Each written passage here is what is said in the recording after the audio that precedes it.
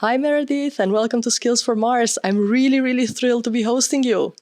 Oh my goodness, I'm so excited to talk to you today. I love the concept of your podcast, Skills for Mars, the future of work. I'm so excited to talk to you today. Yeah, it's the same. It's the same here because you've been doing so much lately. You are really passionate about remote work and you're really trying to change the way we work right now. Future of work is also one of the topics you always talk about. Leadership, another one. So I'm really thrilled to be having this discussion. Looking forward to it. Especially an international conversation. I love how this change is going around the world and we're making those connections all over the world. It's fantastic. Yes. Before anything, would you be okay to introduce yourself, a bit of your background, what you do on a day-to-day basis so everyone gets to know you better? Sure, absolutely. My name is Meredith Turney, and I live in Austin, Texas. Hook 'em Horns, that's our local football team here. So I love Austin. I'm a native Texan, and I have an interesting story. I was actually remote before remote was cool. I was actually homeschooled back in the 90s. So I was doing remote work back in the good old days. And actually, I went to law school, and I did a hybrid program where I was doing distance learning through my law school. And this is back before the internet was even what it is today, before YouTube, all those kind of things. So I have a lot of experience doing distance learning and remote work. And for the last 9 years, I've worked with a nonprofit based out of Washington, D.C., where I'm a remote worker. So I've worked from Austin, even though our headquarters is in Washington, D.C., and I work with nonprofits all across the country in public policy. And I coach them on their leadership capacity and their communications and marketing. And then this year, I became a certified professional coach. And so now I do conscious leadership coaching, where I help people become leaders. And what I mean by conscious leadership is really stepping into their ability to connect with other people and bring awareness to everything that they're doing. So being very mindful in what they're doing.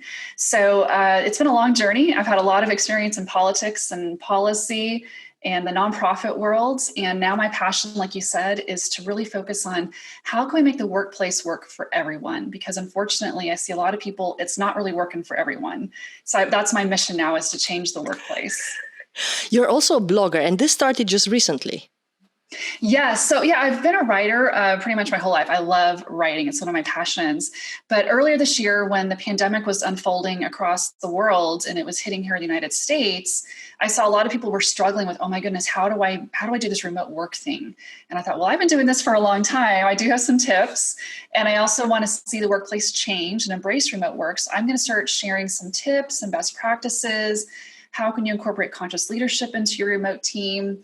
And the newsletter's been doing really well. I send it out twice a week. I have it on Substack, which is a fantastic platform. I highly recommend it. And I just share a lot of techniques on for people who are new to this whole, how do you manage a team? How do you set up your office? All these different things that have to do with being a remote worker. Meredith, I always ask myself this question: when do you find time to do everything? Because you have a full-time job. You take care of your consulting business. You're a blogger. You're ghostwriting as well. So when do you find time to do everything? You know, it's a really good question. I think a lot of it has to do with structure and organization. I'm meticulous about my calendar. There's this fantastic executive coach that I worked with for several years. And he always said, if it's not on your calendar, it's not in your heart.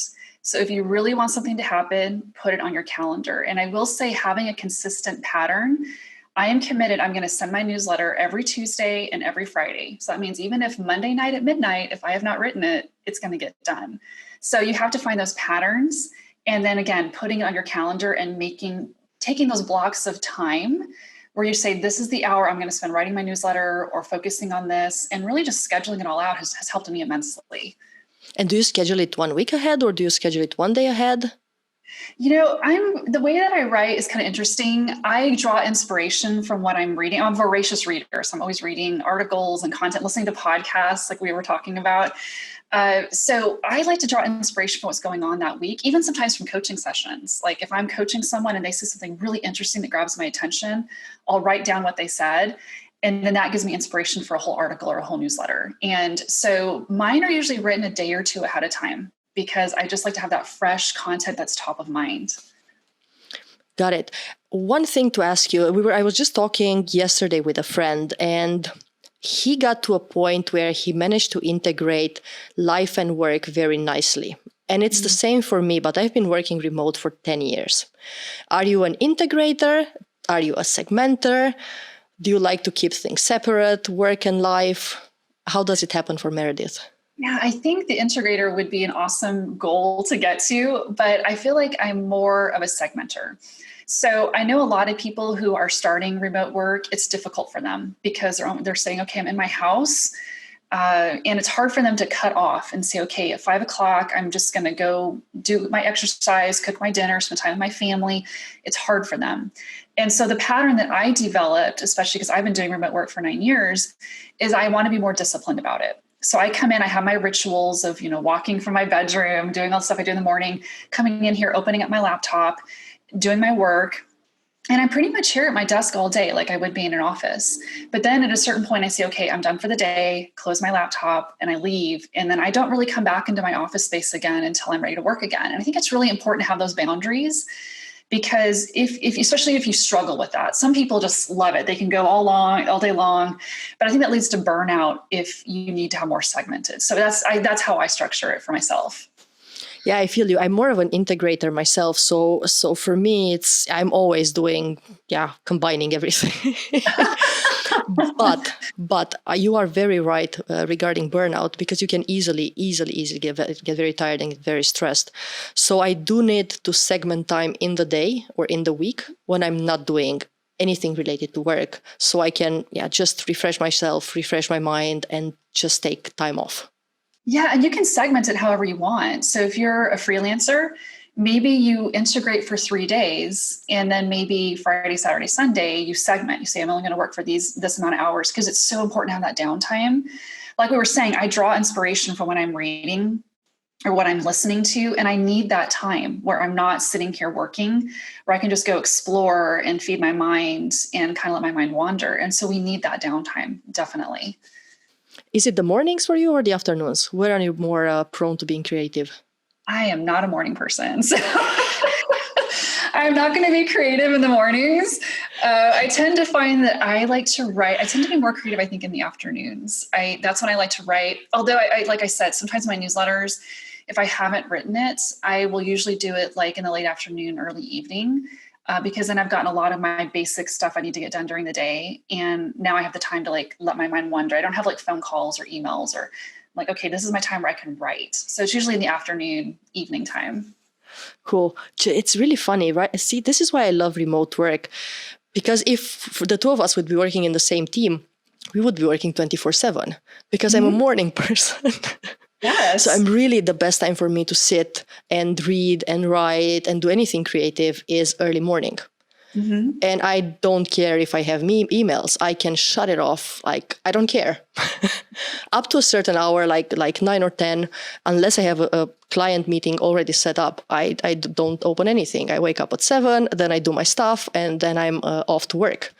Yeah, and that's why asynchronous communication is so important for a remote team, is because each team member is going to have their own strengths and their own work patterns. And so using a tool like Basecamp or whatever it is that you use for your team, letting everybody have their own workflows and patterns and knowing, okay, this is our deadline. But within that, we have some flexibility of how we're going to get there. That's so powerful for a remote team, is having that asynchronous communication. But don't you feel that's so hard to attain? I mean, the clients I've been working with, and they are not startups, they are big companies who've been alive for a long time, and they've been very much used to working in the office. Mm-hmm. It's very, very, very hard for them to go asynchronous. Things get lost in the email, in different files, shared on different platforms that no one knows about. Things happen in the office that no one talks about virtually, and vice versa. It's very hard to work asynchronously with them. Yeah, I think if you have been doing something a certain way for so long, it's just your patterns. It's just integrated into who you are and how you do things. And it is challenging to jump over to a new way of being. It's not impossible. And there's been a lot of research done on this. I'm a big fan of Robert Keegan. He has a book, The Everyone Culture, and also Immunity to Change. He's a Harvard professor and researcher. And he talks about, for so long, we thought, we basically stopped learning after college. And he's totally busted that myth. We keep learning throughout life as adults. And we do have, the plasticity in our brains. we can learn to do new things, but it has to be a team effort. Everyone has to come together and be committed and say, yes, we're all committed to learning, to doing things in a new way. And I think only then can it be possible to make that jump over to the asynchronous remote team model. Yeah, for sure. And I think a bit of embracing of what others have been doing regarding tacit knowledge and really being able to document what they do so everyone gets a chance to review that information once they go in. And yeah. And like those patterns that we had in the office place of, just walking by the water cooler, which is such an antiquated thing to say, but it's true. It's the term we use. All those things that we used to just take for granted. I don't want to say we were lazy about it. It was just natural. It was organic in how it happened. It's like we have to be more intentional about things. And I almost liken it to kind of like when you're dating. Things just kind of like you naturally are just very affectionate and things are just flowing and they're organic. And then as you get married and start having kids, you have to be more intentional about the romance. You have to be more intentional about certain things. And I almost think it's the same way with going remote, is you have to be more intentional about things that at one point just seem more organic. Did you hear what Laszlo Bock, did you read anywhere? Because I read it, I didn't hear him talk, what he did to really copy the water cooler, but virtually? No, I haven't heard this. So it's really simple. It's extremely simple. He leaves a Zoom or a Google Hangouts meeting open all the time. So everyone can just go in, whether they have 5 minutes and they just want to see one of their colleagues and say hi or exchange some information or complain about something, share some frustrations, anything. It's just a meeting which is always open. Yeah. So I've heard people call that office hours, where they literally just open up a Zoom room or whatever platform they're using. And then they're just sitting there. And I've heard of people that, you know how they have those apps where you can listen to like background noise? It sounds like a workplace or a coffee shop. I've seen teams actually do this where they will all call into Zoom together and they're just all sitting there typing. Like they're just literally, but they all, it's just having that comfort of knowing your team's there around you virtually. I've seen people do that with success. But at the same time, they talk about Zoom fatigue. So if I talk to my friends, everyone is complaining that they're always in front of the camera and that they are so tired. I'm sure you've heard it as well.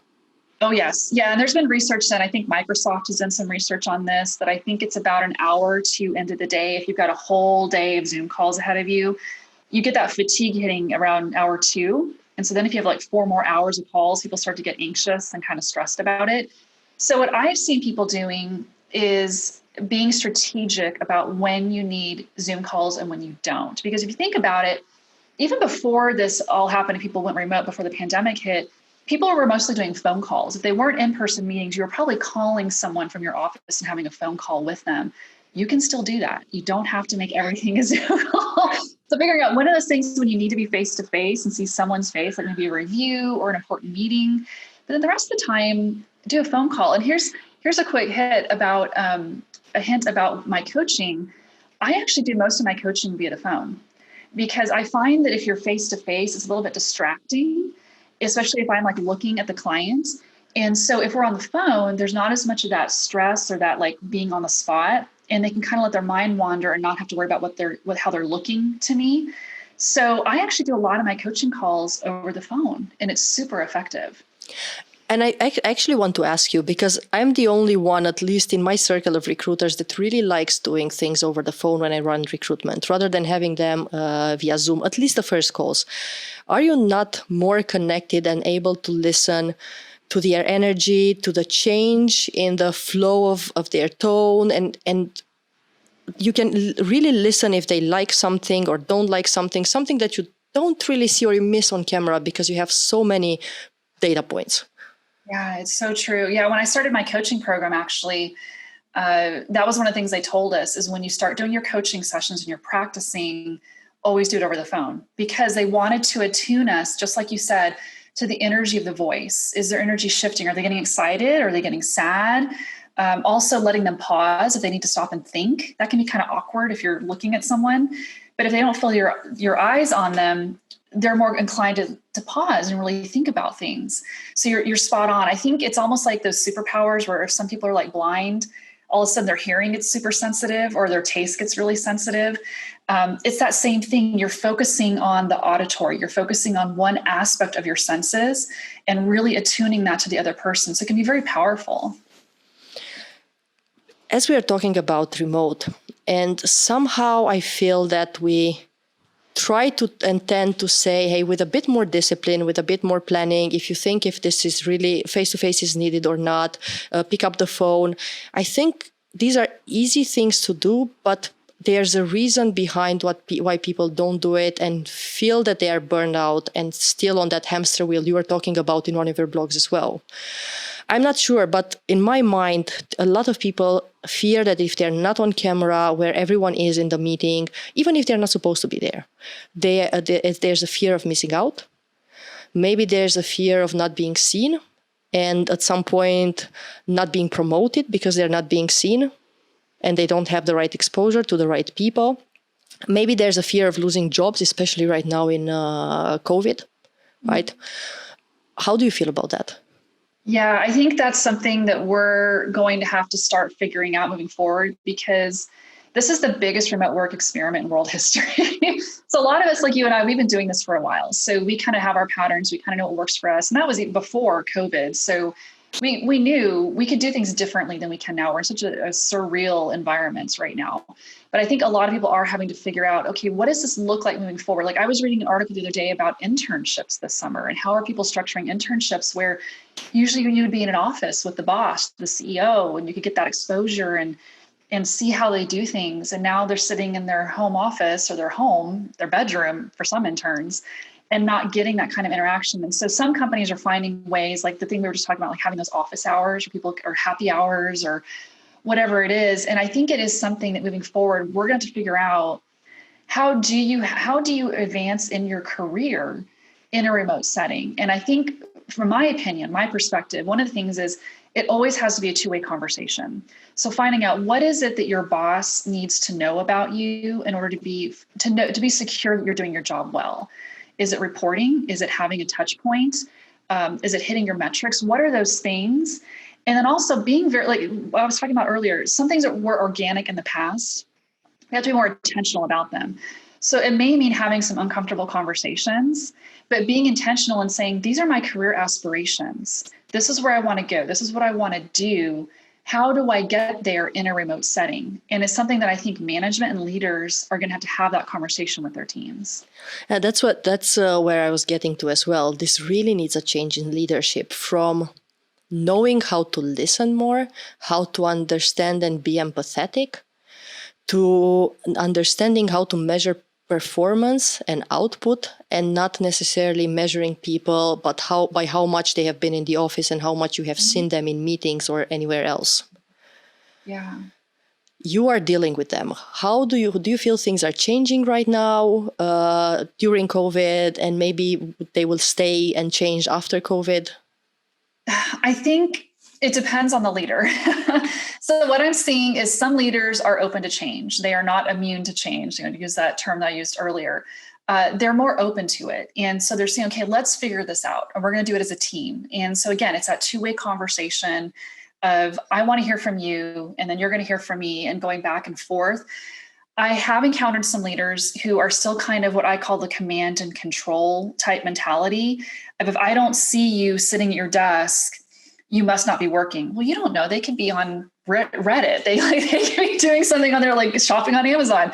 You don't know what they're doing at their desk unless you're spying on them. It comes down to how much do you trust your employees, and how clear have you made the deadlines and the goals. If you don't have those clearly set, then it's all going to be based on how many hours. And that's just not effective. It should be more about, have you set clear goals? Does everyone understand the intent? And then how quickly are you getting there? And that's what should all be about, is not the hours spent, but how quickly did you get to the goal? For sure. And what do you see in your practice when you are coaching leaders? Are there some activities, some tools, some exercises that work better to build that empathy, the trust, the understanding for their employees and their teams? Yeah, it's a really great question. And the coaching that I do, I don't use so much of like certain tools or anything. I go more into finding out what is going on between their ears. So in other words, I start asking them very pointed questions about their level of consciousness. Like, are you aware of how you're showing up with your employees? Are you aware that when you give this amount of work, it's stressing them and they can't get it done in the amount of time that you have given them to get this done? And a lot of it just has to do with just not having awareness, which is what consciousness is. It's about being aware of who you are internally. Because honestly, let's get down to the point here, to the brass tacks. This is about fear. The employer has fear that they're paying you for something that you're not doing. Well, that goes back to, did you hire the right person? And also, why do you have that fear? Is it because of something going on inside of you? I mean, I would turn it back on you and look inside of you. Why, as a leader, do you have that issue or that concern? You should have confidence. You've hired the right people. They're going to do the job. They are on your team. They're going to be moving you forward towards your goals. And if not, I think you need to look at yourself as a leader and figure out, why do I not have those team members on my team? For sure, why you're not even having the skill to understand if can I trust them or not, or at least to let go and say, okay, I'm going to give them this chance. Yeah, one time, two times, three times. Of course, they're going to make mistakes. Are they learning anything? Are they developing new skills? Are they doing anything better the next time? Yes, absolutely. And that's a coach mentality. I'm all about conscious leadership, which integrates coaching skills into how you lead your team. And so if something's not working, you're going to know that pretty quickly. Like if they're missing deadlines or they're not getting the work out, then it's okay, looking and really, okay, how am I feeling as a boss, as a leader? What's going on with me? And then going to that teammate and saying, hey, there's something going on here. Not being accusatory, just, hey, there's something going on here. How can I help you? How can we make this better? Instead of coming in and saying, like, you're going to lose your job, or why aren't you getting this done, and just get it done. Coach it through, find out what's going on and help coach them forward, because most people I have found, they are ambitious. They want to be the best version of themselves. They want to be accomplished. And if not, maybe they're not the right person for your team, or they're not in the right spot. Maybe they need to be on a different team. But most people I have found want to be successful, and they want to do well. And so coach them towards that. I'm curious, what's the state of leadership in the US and where you work in Austin? I was talking with someone from Japan, and there, as you said, it's very much directive. They're very much operational, command and control, and they're having hard times changing that. Yeah, it's interesting. I think what we're seeing right now, and I think this started before the pandemic, but I think the pandemic has accelerated it, is employees are looking for more of that empathetic leadership. And I've even seen things like chief empathy officer as like headlines on Harvard Business Review articles. This is something that people are starting to embrace because people are tired of that. They don't want the command and control. It does not resonate. That might have worked like in the industrial age when you had to get a certain product out the door. But we're in the knowledge age now, the information age, where it's all about emotional intelligence. And those are there's permanent skills and expiring skills. An expiring skill is knowing, okay, this is how an Excel spreadsheet works. A permanent skill is things like empathy, emotional intelligence, knowing how to coach someone forward. These are all skills that if you develop that now, it's going to serve you throughout the rest of your career. And it's going to be just as relevant 100 years from now. And so I think people are demanding that now. They want to see employers who aren't just, did you get that project done? It's, hey, I know you've got your kids at home. And I know this pandemic, you could have a sick loved one at home, but we still need to get that project out the door. How can I empower you to get this done without you going crazy or being stressed? That's the kind of leadership we're looking for. And I think we're seeing a shift towards it, but we're not quite there yet. Well, for sure. But my hope is that remote will accelerate that, as it will accelerate really understanding and practicing empathy, really understanding and practicing trust, autonomy, and giving your people the freedom to do what they want and let them be creative and come up with ideas. I think it's a good exercise, even if it's forced. It's a good exercise to practice all those things and get better at them. Because before, there was no reason to change drastically. Now there is a reason to change drastically. Yeah, I mean, if there's any silver lining of this horrible global pandemic, it is that it is causing people to step back and examine. We were doing things that were making us unhealthy. Like we have been in an unhealthy place with work, the hours we work, the expectations that we have. and even forcing people to go like drive, commute an hour into a downtown. And now we've realized, oh, we really don't need to do that. Maybe you only need to come downtown once a week for some important meetings, and the rest of the time you can get it done at home. So that is something that has come out of this, I hope, like you were mentioning, that this is going to be the path forward of figuring out, like I said, a workplace that works for everyone, not just, well, this is the way it's always been, so of course it has to be this way. I hate that mentality. I hate that mentality. Well, this is how we've always done it, so of course we're going to keep doing it this way. Yeah, but it's not serving everyone. Let's rethink this. Let's think about ways that serve everyone. And as you were speaking, something came to my mind. The reason that I think employers kind of revert to the command and control is, again, because they fear they're going to be taken advantage of. That they think, oh, like if I let someone work from home, they're going to be, playing Fortnite and eating chocolates and not working. Okay, well, you do need to set up systems to make sure that expectations are met, but you need to be clear about those expectations. And then, like you said, let the people be creative. Let them figure it out. And I think you'll see people blossom and flourish when you give them that kind of freedom. For sure, but I read and I was speaking to Professor Obel about cheating when remote.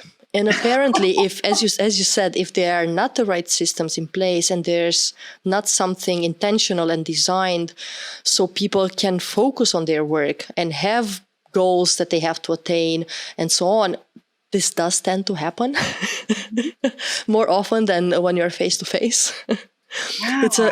He's done some very interesting research on that. I love that term, cheating while remote. Yes. That's so funny. And, I think there's some of the things that I have seen, actually, articles that I've read and some comments that I've heard from people is they struggle being alone. Like just, if I was homeschooled, so I'm used to like working here by myself and doing all this. But for some people, they like to have people around them. It kind of like it triggers that, okay, now I'm in work mode. Now I'm working. And they're struggling, and it's true.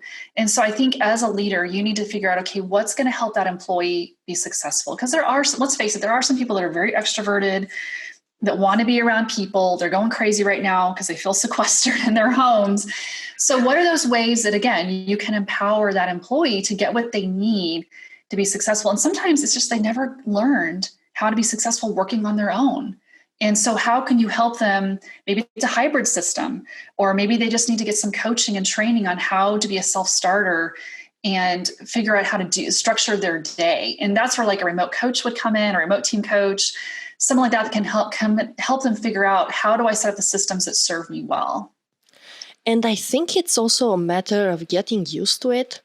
Mm-hmm. So from my own experience, I come from a family that's very noisy. So whenever I had something, to learn when I was in school, I don't know, the vacuum cleaner would start, my sister would start crying or shouting or whatever. Then I worked in an open space, like really with hundreds of people. Even if I was doing recruitment, we were hundreds at the same floor. Everyone was talking. When I went remote, I went directly from that to working at home with no one surrounding me. And it took me about an year to really learn to sit down more than 20, 30 minutes, because every 20, 30 minutes I would get up, I needed to do something, I needed to hear some music, talk to someone, and then go back. Yeah. And maybe for some it's just too early, right? For some, the lockdown started somewhere in March, maybe in some places even April. And we're just in September. So maybe you just need 1 or 2 or 3 more months, but intentionally trying to focus and learn how to work remote. I think that is so true. One of my closest friends here in Austin works for a digital marketing agency, and she's in leadership there. And so I saw her back in March when all of this was starting to happen. And she was saying, oh, I hate this. I hate working from home. This is horrible. I can't wait to get back. Okay, so then fast forward to, I think it was June or July, a few months later, Meredith, I never want to go back. I love working remote. It's the best thing ever. I can't believe I can't believe I wasn't doing this before. So I think you're totally right. I think sometimes it takes time to just make that transition. For sure. But there is something it's been put forward actually by the Japanese consultant that I've told you about, right? Mm-hmm. She's a consultant in leadership. And I didn't think about it. But then in one of the mornings we had a chat and she goes, so how do we make sure that with all this working remote, we can have the right multicultural experience in multinational teams? right? So ever since I've been thinking about that, and I even told you that, hey, I would like to maybe debate this with you as well. Where I'm coming from and where she was coming from is that if you leave people to work from anywhere, they might be choosing that they work from a remote forest in an RV, and they can get the job done. That's perfect.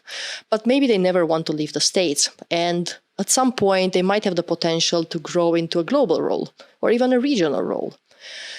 Would they have the right multicultural experience to lead a team that is multicultural?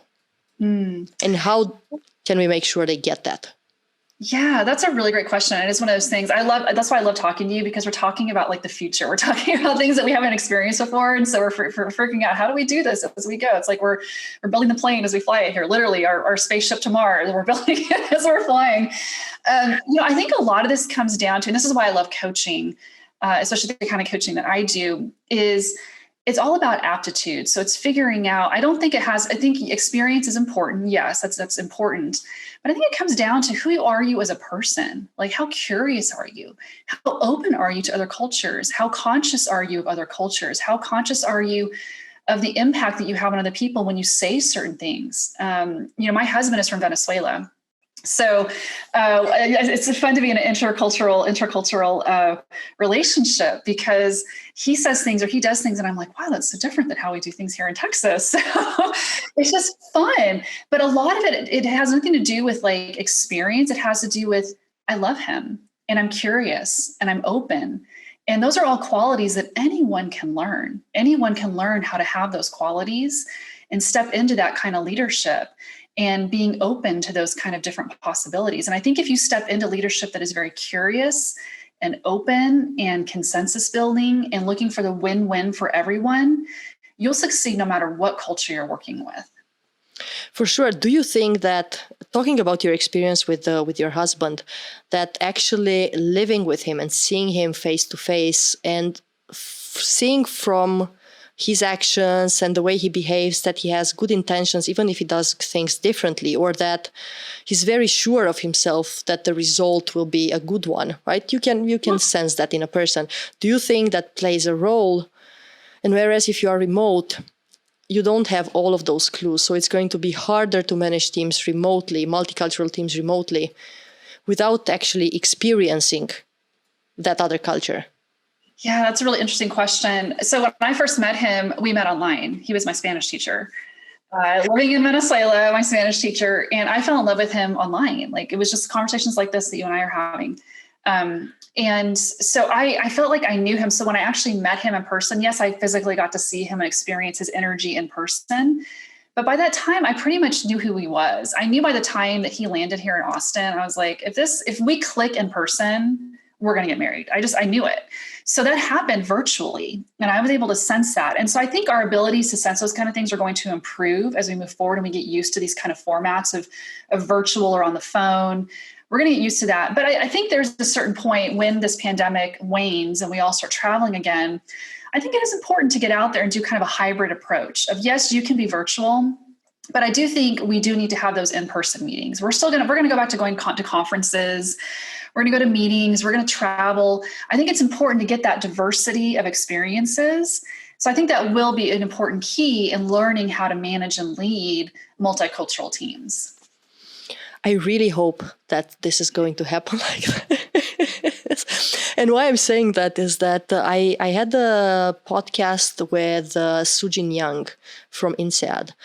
So the way researchers looked at multiculturality is, if you have spent 4 or 5 years in that culture, then you are considered to be aware of that particular place and how people behave and how they think. And at that point, you can actually build those bridges, right, between different cultures in your team, in the regions, and so on. It did feel, when she was talking about 4 or 5 years, that, hey, that's quite a long time. Maybe not so much is needed, maybe. Right, but that's the way they look at they do the research. But I'm wondering if can we go from 4 or 5 years to just building empathy, listening skills, being open, and getting that. right? Yeah, Or it's an interesting question. And I don't know. I mean, I would hope that in the future, when it comes to remote work, it's so interesting. 100 years ago, people never moved more than like 20 miles away from where they were born. And now we've got people that are born in the US. Maybe they go work in London or they go work in Tokyo. And so I think moving forward, as we see more remote work options, people are going to be more mobile. They're going to move around. We've already seen the digital nomad movement. And so who knows? I think we're seeing more cultures are becoming more integrated, I think. Like, for example, my husband, who grew up in Venezuela, he still knew all of the US movies. Like, he knows a lot of our music. And my parents live in Medellin, Colombia. And so I'm learning a lot about that culture in Colombia and Venezuela, obviously. So I think we're starting to see people being more open to different cultures. I mean, especially with social media. You can learn a lot of different things about different cultures just by being on social media. So I don't know what the answer is, but I think we are going to see people who are more mobile and wanting to go to different parts. I would love to like travel and like live in Australia for a year and live in London for a year, like do all these different things. So I don't know what that's going to mean as far as leadership and management. But I think it comes back to those core principles of being a conscious leader of, are you curious? Are you aware of how you impact people? Are you sensitive to those different cultures? And are you listening, not coming in and saying, this is how we do it in the US, you're going to do it the same way here in Japan.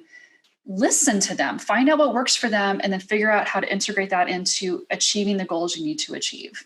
For sure. And I wasn't looking for answers because I don't think not at all. I was mostly looking for another opinion than mine and Karen's. I mean, I don't know either. It's like I said, we're kind of building this plane, this spaceship as we're flying it. But I feel like this generation, especially the younger generations, are more open to that. They want to know, like, how do they do things in Saudi Arabia? How do they do them in Russia? Like, I think people are just more, we're thinking a little bit more globally, and like we're looking at things more like as human beings, not so much as us versus them. And we see that at a political level right now.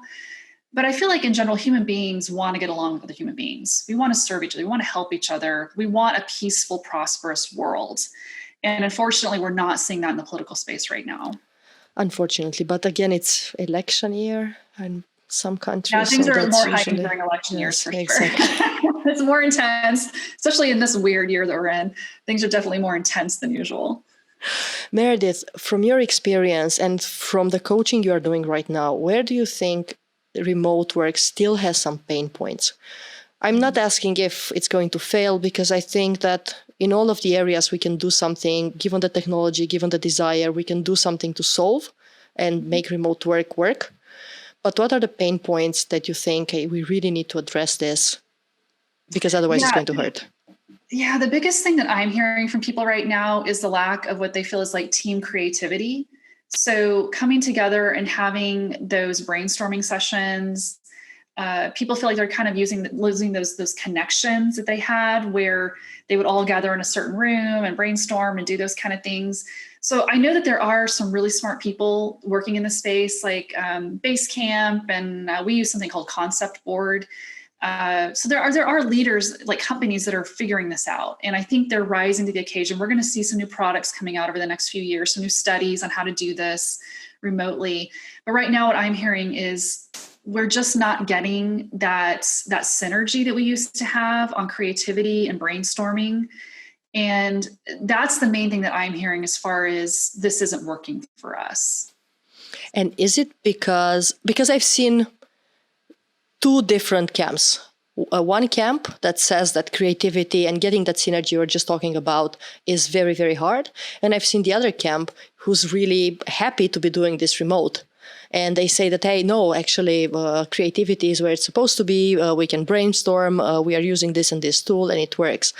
From what you're seeing from those that for which is not working, is it a matter of somehow designing that meeting for creativity and not letting other discussions take that place, and not being able to channel maybe that synergy because it's not pre-designed to do that? Or why is it still a pain point? If they gave any. It's a good point. And I do wonder how much of it has to do with going back to the whole concept of immunity to change. Are there certain people who are just so entrenched in, like, this is how we have to be creative. We have to be in person doing this. And if we don't do it this way, we're not going to get the results that we want. I just attended a conference last week. We had 1,000 people online, this virtual conference. It went really well. Everyone had a great time. But there were certain people that said, yeah, but it just wasn't the same. Just wasn't the same. And it's true. It's not the same. It's different. It's different, but it can be a good different. You can figure out different ways of doing things that give you the same results that you want without it having to be the same. So I wonder how much of it just might be a mental block, like a limiting belief that, oh, because we're not doing it this way, we're not getting the results we want.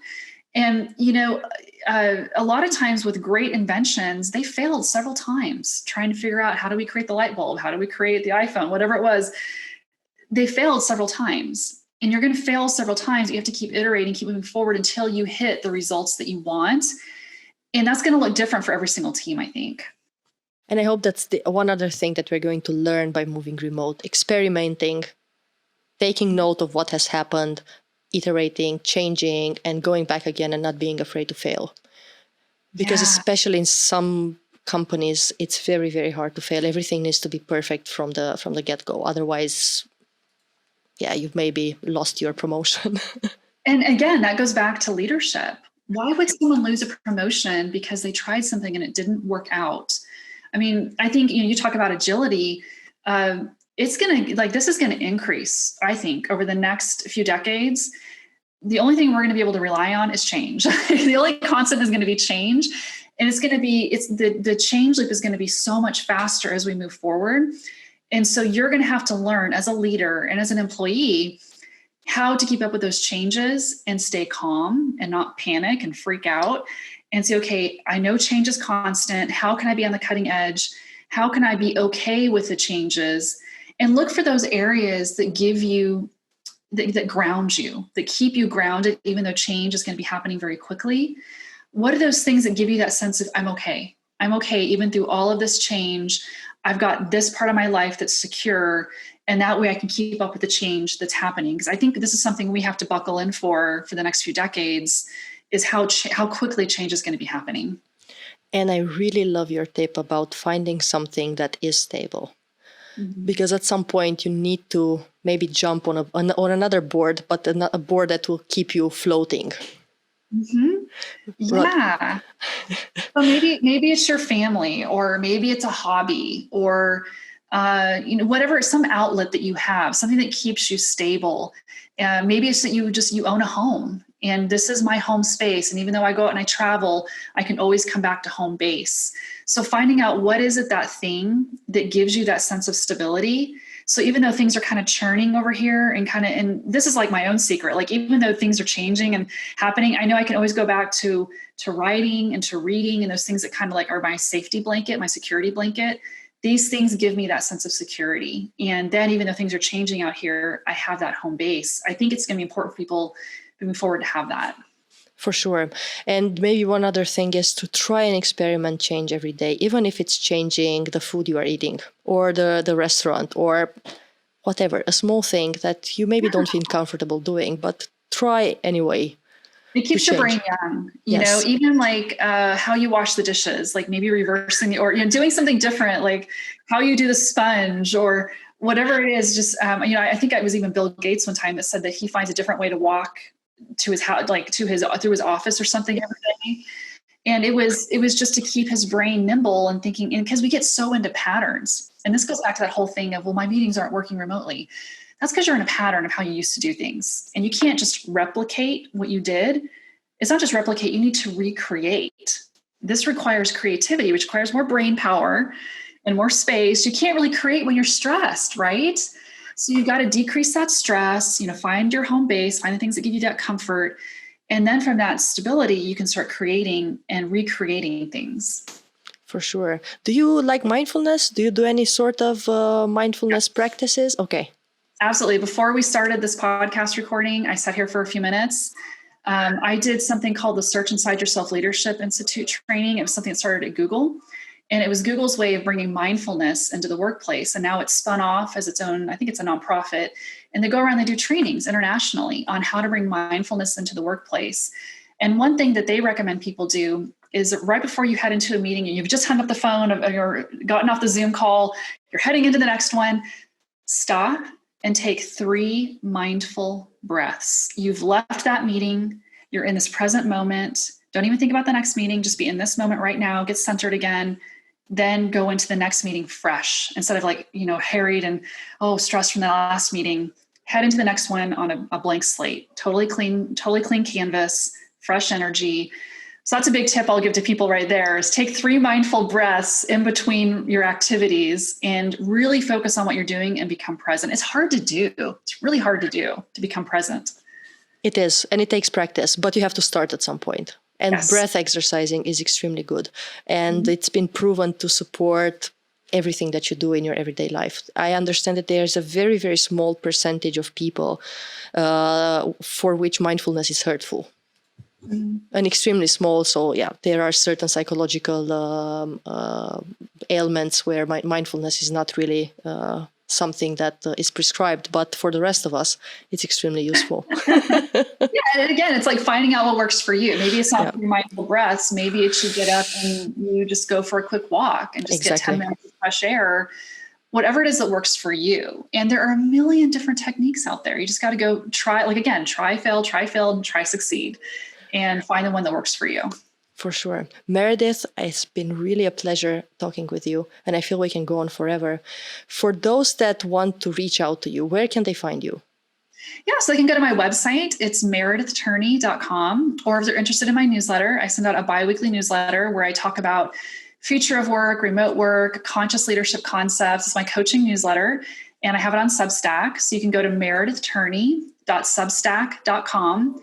And of course, I'm on all the different platforms, Instagram, YouTube, Facebook. You can go to my website and I've got the little icons for the different social platforms. So they can go and click on them and follow me on social. But I'd love to hear from your listeners. If they have any ideas about the future of work or remote work, or if they're interested in conscious leadership coaching, I would love to talk to them about it. For sure. And I'll make sure I post the links as well on YouTube, Instagram and LinkedIn and all of that. So people know how to reach out. And I can promise you always reply very, very quickly. Yes, I do. I love engaging these conversations. Like I said, it's my passion. I want to see a workplace that works for everyone. And when I say workplace, that can be a remote workplace. But that's really my passion is I want to see more conscious leadership in the world. Because I think it's going to revolutionize the world. And we're going to work happy. We're going to live happy. We're going to be happy. That's my whole goal. Meredith, thanks so much. And looking forward to the next newsletters and the next posts on LinkedIn. Thank you so much. This has been so much fun. Thanks. Fun for me as well.